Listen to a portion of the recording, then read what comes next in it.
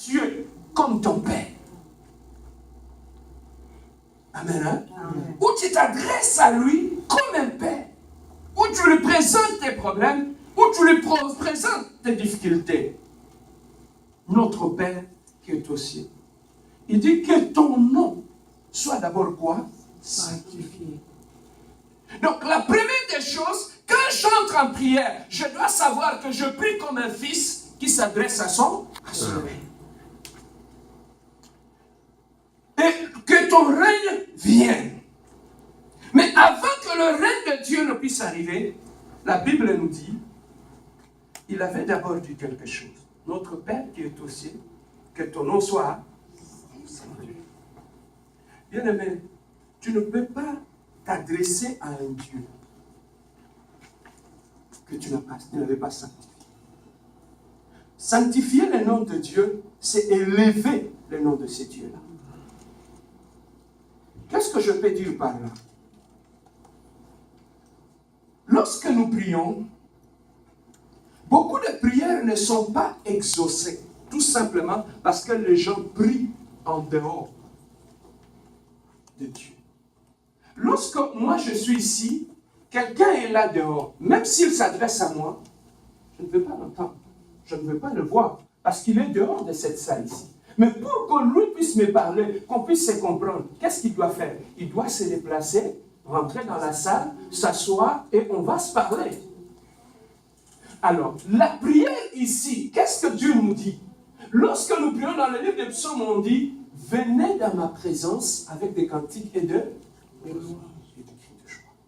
Donc, la seule chose qui nous donne accès dans la présence de Dieu, pour qu'on aille lui parler, ce sont d'abord les louanges, c'est l'adoration.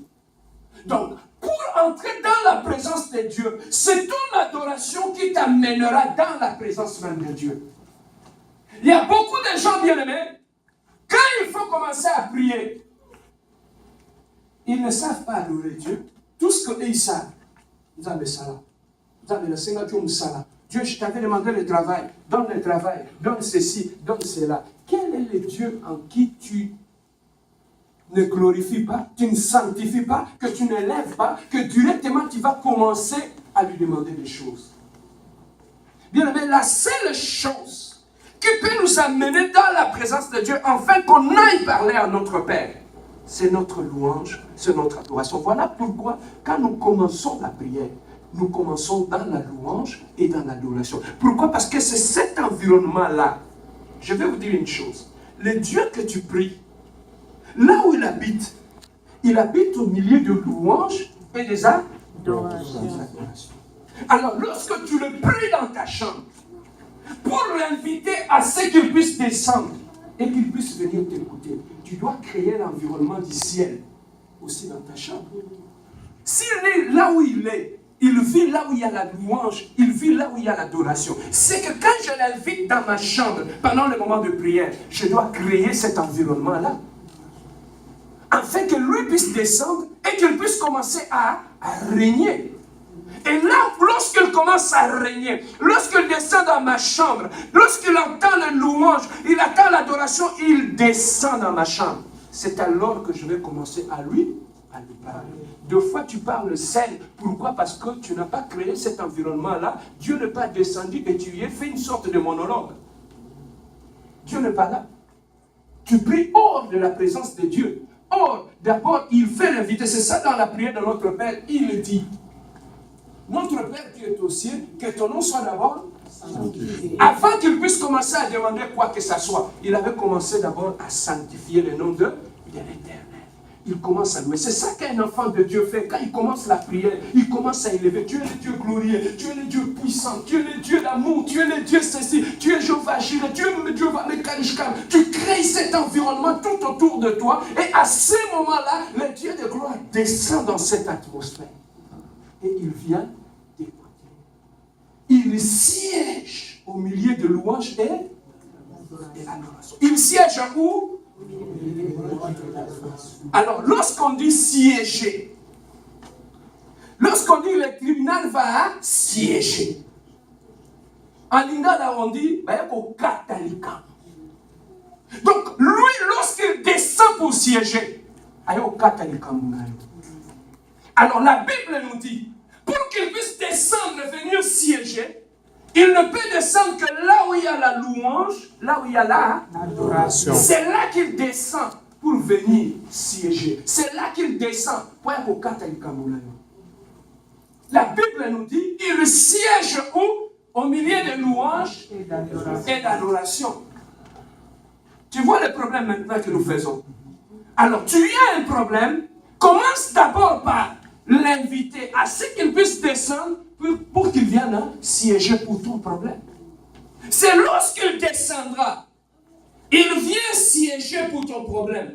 C'est alors que tu vas ouvrir la bouche et commencer à lui dire ton problème. Parce qu'il est descendu pour venir siéger pour ton problème. Amen. C'est là que tu dois commencer à lui parler. Mais tu ne l'as pas amené. Il ne siège pas encore dans ta chambre. Il ne siège pas encore pendant le moment de prière. Tu commences à parler. Il n'est pas là. Amen. Amen. Il siège au milieu de louanges et adoration. Alors, après l'avoir élevé le nom de Dieu, curieusement, ce qu'on trouve même dans nos églises, le problème c'est quoi? Quand il s'agit d'adorer Dieu, tu vas trouver les gens sont fatigués, des fois ils sont assis. Seigneur, nous t'adorons, reçois l'honneur, reçois la puissance. Mais quand on dit, ok, maintenant nous allons nous lever, on va chasser les démons. Et là, tout le monde prend des positions. Même si tu dormais, il se réveille. Il se réveille. Et il commence à prier avec force. Ça crée un problème. Pourquoi? Parce que on était des adorateurs de Dieu. Ils ont fait de nous des chasseurs des démons. On ne sait plus adorer Dieu. L'adoration n'est plus dans notre vie. La louange n'est plus dans notre vie. Tout ce que nous faisons, c'est quoi? Nous chassons les démons. Que ton nom soit sanctifié. Que ton règne... Tu vois maintenant, après avoir sanctifié le nom de l'Éternel, élevé le nom de l'Éternel, c'est alors que le terrain maintenant, tout est en place. Il commence maintenant à appeler le règne de Dieu. Tu vois? Il a dit que ton nom soit sanctifié. Et que ton règne, c'est maintenant le temps est arrivé.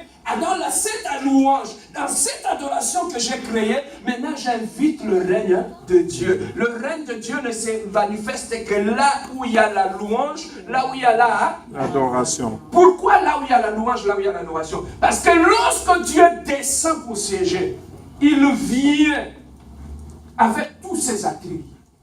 Il vient avec sa gloire. Il vient avec son autorité.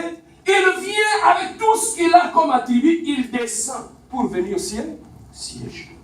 C'est ça ce qui est très important, bien-aimé, dans la vie d'un enfant de Dieu. Mais maintenant, dans la prière ici, Jésus-Christ a demandé que ton règne vienne. Bien-aimé, là où Dieu règne, c'est quelque chose de très magnifique. Là où Dieu règne, les autres règnes disparaissent. Amen. Hein? Je disais ça, une fois je partageais, je dis, au ciel, Dieu, il est le seul à régner. Il n'y a pas de Dieu là-bas. Le jour que le diable avait voulu essayer, il a été précipité sur la terre. Et au ciel là-bas, Dieu, il est le seul à régner. Mais maintenant, la Bible nous dit, malheur à la terre, car le diable est descendu. Bien aimé, la Bible dit malheur à la terre. Car le diable a fait quoi? Lorsque la Bible dit malheur, c'est vraiment malheur.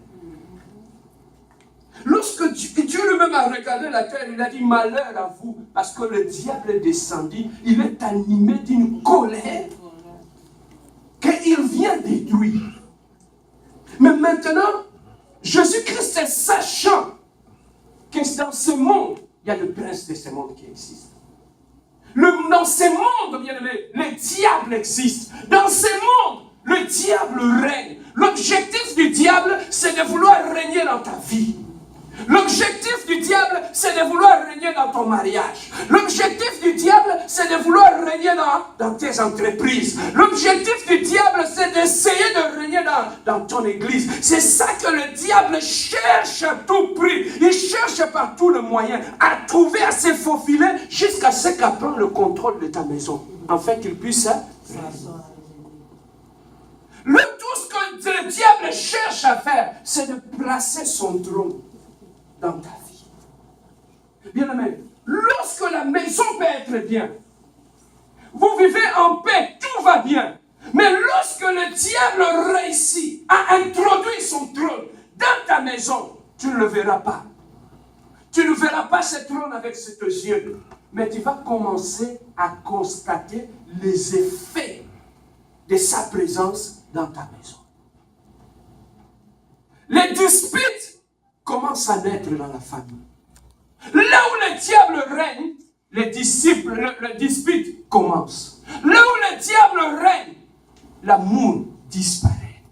Là où le diable règne, les incompréhensions naissent. Là où le diable règne, la maladie apparaît. Le diable peut faire en sorte que, comme lui, il est entré dans ta vie, celui qui règne, celui-même qui sait, il est comme un président, c'est celui-même qui distribue le ministère. Il dit, telle personne, tu vas jouer tel ministère, lui va jouer tel ministère. Lorsque Jésus-Christ lorsque le diable entre dans ta vie, celui-même qui choisit, qu'est-ce qui va régner dans ta vie? C'est ça que tu vois, une autre personne, depuis qu'il est malade, c'est la maladie qui règne dans sa vie.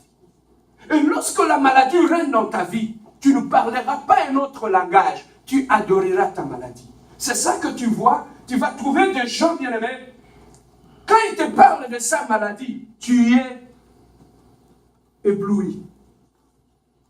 Il peut commencer à t'expliquer. Tu vois ma maladie là, quand je dors, il faut que je puisse mettre mes pieds à l'angle de 30 degrés.